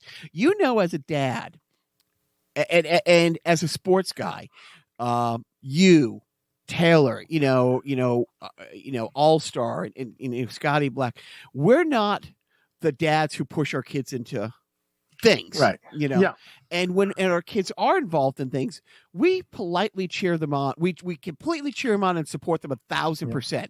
But we're not going to the games and yelling our heads off. We're not coaching from the sideline. If you want to coach, dedicate your time and show up at every practice and get the equipment and be part of all that. Right. And I don't want to do that. You know what I mean? It's also been a frustration that I've driven and paid other people who know less about certain things than I do because they won't listen to me. But that's the way it is. I've accepted that before I had kids. Again, watching friends with older kids, Al and John and like just close people, especially John, just watching how he handled his kids in sports. And his son was not into sports at all. His daughter excelled at a young age at one thing and then transitioned to another thing and then transitioned out of it. And the whole way he was supportive. Show up at everything. If they want to get to the extra practice, you drive them. If they need equipment, you get it. If they need a coach, you sign them. So all of that said, so my little guy joined baseball partly, as I talked about, to help another family out. Right. And he doesn't mind it. And after 3 or 4 or 5 games in, and I've joked about it, at this level, it's the first year people are pitching. So you'll score 6 runs on collectively 4 hits. Right. Every single turns out to be a triple with the overthrows. Sure. And every walk turns out to be a triple because you walk that person and the next pitch it's thrown over the catcher's head into the backstop and you don't steal, you walk to second. Right. So, but look, he's liking it more, but he's always in right field and he never had the ball hit to him ever. Yeah. I talked about this on the last podcast. my management came to a game and I pointed out that he's always out there. He's always 10th on the list of people batting. And so he might get up 2 or 3 times a game when other kids get up more. But you know what? He's not putting in any of the extra work. And she's like, oh, at this level, everybody should get to play every position. And I'm like, do you want him to play catcher? Because I don't.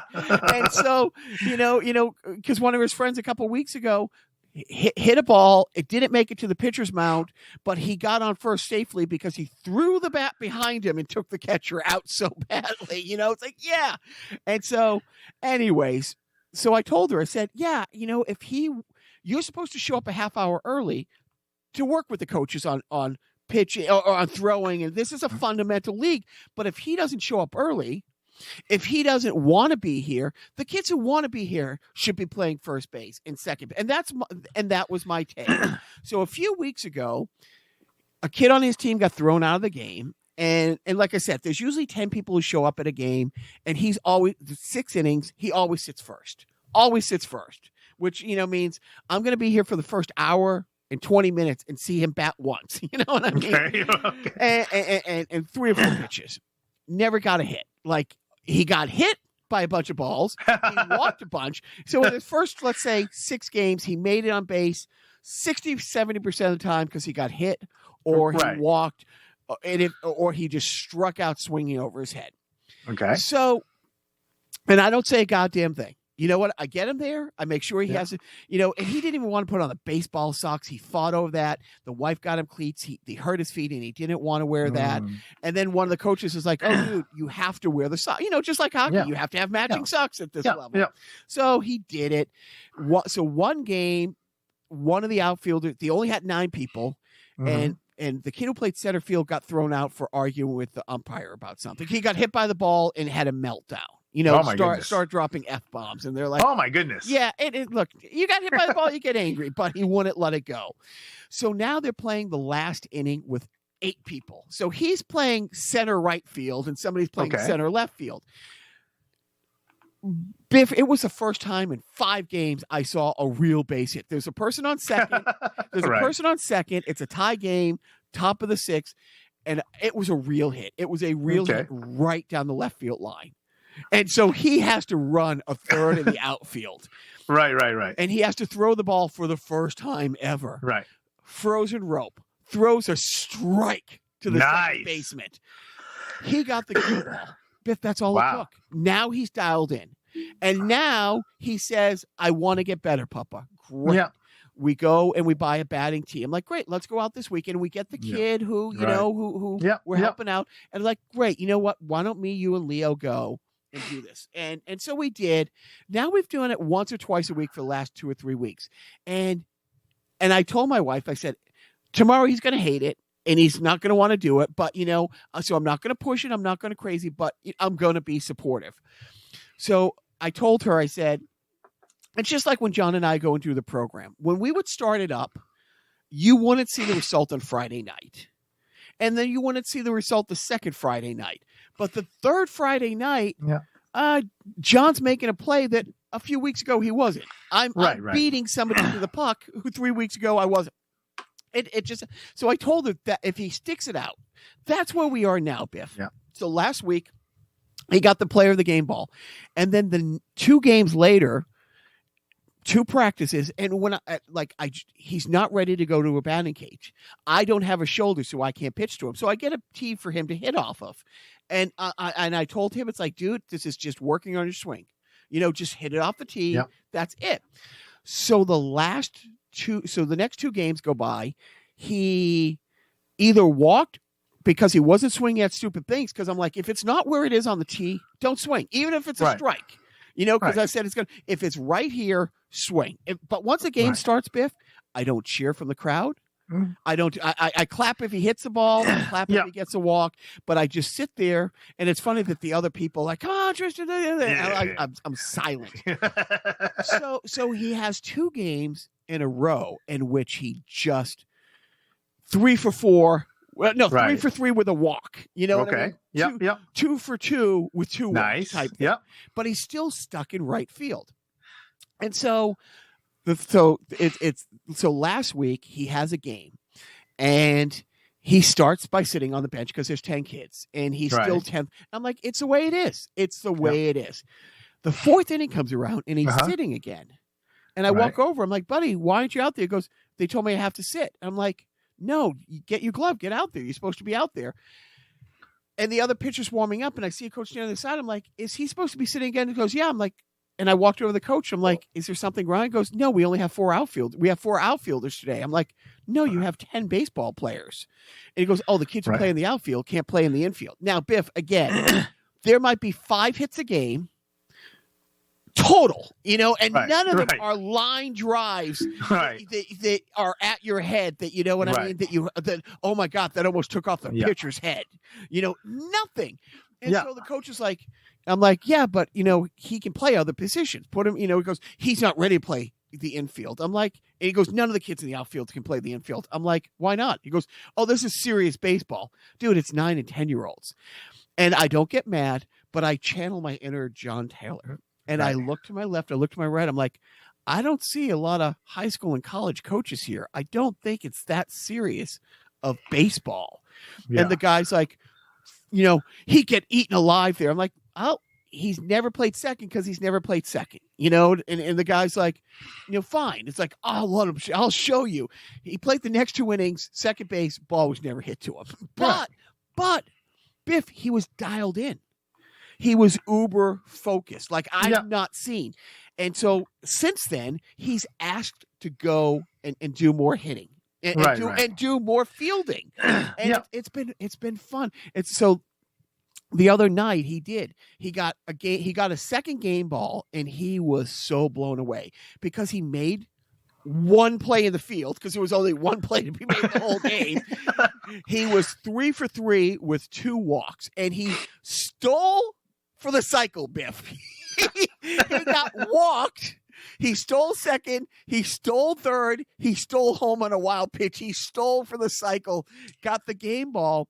And my parenting tip is don't be that dad that thinks your kid is better and should get more ice time, should get more playing time. But if he's putting in the work, don't be afraid. Don't also be a doormat and say, because he was so embarrassed that I went and talked to the coach. He was so embarrassed, but he saw that, actually, you know what I mean? If he wasn't putting in the work and sat a second time, I'd be like, buddy, it is what it is. And now in the game yesterday, he batted 6th, you know what I mean? And he got on every time. He's got on 12 times in a row. He did his second at bat, tried to turn a single into a double and got out. But 12 times in a row, but he would never have that confidence. And again, it's like, it's one of my parenting tip is like, look, if they're willing to put in the work, you put in the work. And usually my parenting tips are complete bullshit. And this kind of is. And I didn't embarrass him. I didn't yell at the coach. I didn't say it in front of another parent. I also didn't say he should be batting first and pitching next game. Right. I mean, I didn't say he should be playing first or shortstop. In all fairness though, I mean, and I'm not saying anything about your coach or anything like that. It's just that in general, right? Sports are brutal in that every kid knows where they rank within that team by the virtue of how they're handled, right? Whether it's, if you're playing hockey, if you're on the 3rd and the 4th line, you know what that means, right? If you're in baseball, the position you play, you understand, where you're, what your coach thinks of you based on the position you play, right? I mean, it's all very clear, right? And the fact that he asked me, and so he said, like, oh, the coach said I'm not supposed to use his bat. And it's the same thing. It's like, I don't know if hockey's changed where you can't use wooden sticks anymore or something like that. But it wasn't like a league sanctioned bat. And so the other day I had to go to Dick's Sporting Good, and I literally hesitated for a nanosecond because it's like, dude, this is a $150 bat. You got 5 games left, right? You got 5 games left, but I've not bought him. So, and so here's the funny thing. Everybody from H&A F&H has already heard this story from me 100 times. The Richie Dunn stick story, where where I forgot my stick, showed up at the rink. He handed me his stick. He's a foot taller and shoots lefty. And he's like, Wayne Gretzky can show up tonight, walk into the woods, get a tree branch, come in here and be the best player. And he tells me that in 84 to the 15-year-old Jacques. And I'm like, Wayne Gretzky could break off a tree branch, come in here and be the best player. So my little guy, we go hitting the day after he gets the bat. He gets to the game, and I see he has his old bat. I'm like, buddy, why aren't you using the new bat? He goes, I think we left it at the park. And for a nanosecond in my head, I'm like, what the fuck is wrong with you? That didn't come out. I'm like, you know what? We'll call the school, because we were playing at a school. I'm like, maybe somebody turned it in. Don't worry about it, buddy. That game, like I said, he had two. He was either 2 for 2 or 3 for 3 with a walk, or 2 for 2 with 2 walks. And when we got home, and by the way, it was in the bag, but when he reached in, the first bag was the old bat, and he didn't have the presence of mind to say, hey, I wonder if there's another bat in this bag, So I like to say he's very good looking. But so I show him the bat afterwards. But when we were telling his mom the story, because I text her saying, I'm just saying this to you. He thinks he lost a $150 bat. Like, oh no, he had it for a day. And so when we found it, it all worked out. But I got to tell him the story. I'm like, hey buddy, those hits today were with the old bat. Because I don't want him to think, oh, I'm now hitting because I got this new bat. No, you're hitting because you've been showing up to the extra practices. Yeah. And I told him the story, which as soon as I started telling the story, he gave me that, fucking the Richie Dunn stick story. But it now had relevance, because I said, it's like, buddy, this is your story now. I don't want you ever think you ran faster because of the cleats. You hit the ball because of this bat. You made the catch because of that glove. Can a better equipment help? Of course it can. But you know what I mean? It's like, you make a good glove save because you made a good glove save, in theory. Well, ironically, equipment matters a lot to me.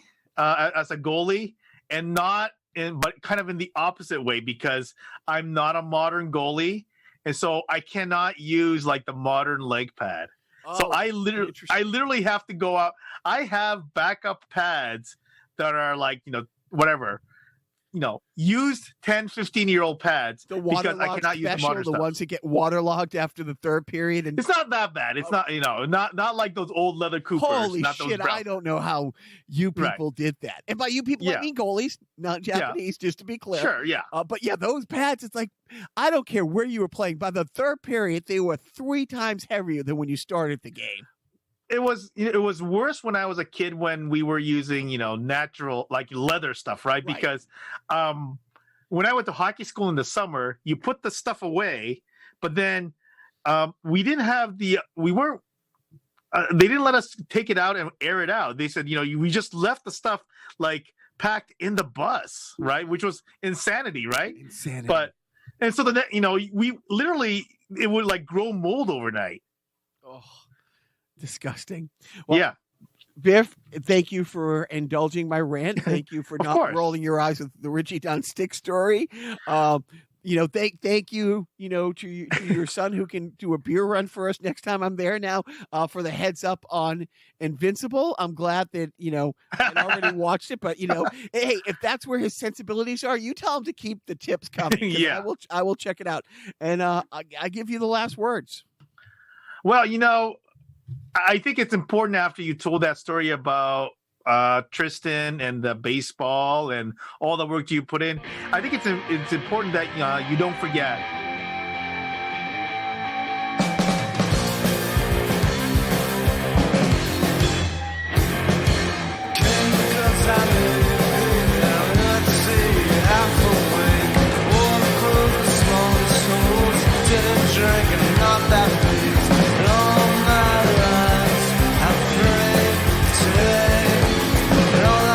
Stupid things to say.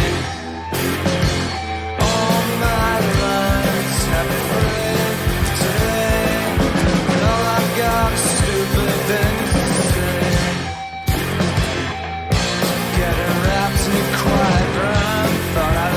that trumpet